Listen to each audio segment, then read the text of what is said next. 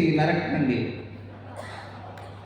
ఎందుకంటే మనకు భారత శిక్షా స్మృతి ఉంది, నరికితే వెంటనే జైలుకు పోతారు. కాబట్టి అది ఇంకో రకంగా అర్థం చేసుకోవాలి మీరు.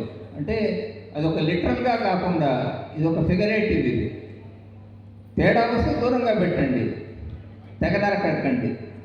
ఈ చిన్న సవరణతో ఈ కవితను, ఇది నా కవిత కాబట్టి రెడ్డితనాన్ని మాత్రం దయచేసి వదులుకోకండి. ఎక్కడున్నా రెడ్డి రెడ్డే.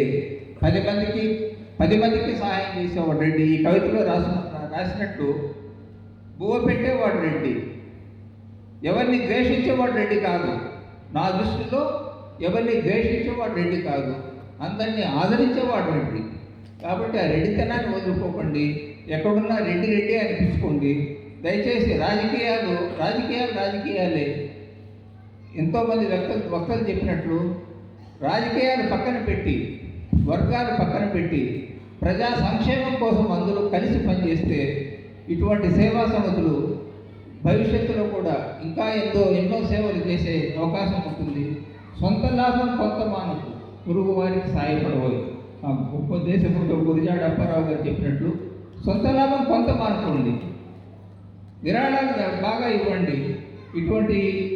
ఇటువంటి సంస్థలను బలోపేతం చేసేందుకు మీకు వీలైనంత వరకు మీకు ఆర్థిక సహాయం చేయండి.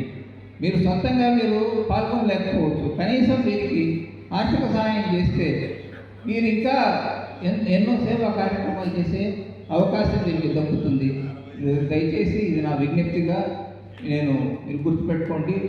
అట్లాగే ఇంత గొప్ప అవకాశాన్ని, ఇంత గౌరవాన్ని నాకు కట్టబెట్టిన రెడ్డి సేవా సమితికి ధన్యవాదాలు తెలుపుకుంటూ సెలవు చేసుకుంటాను.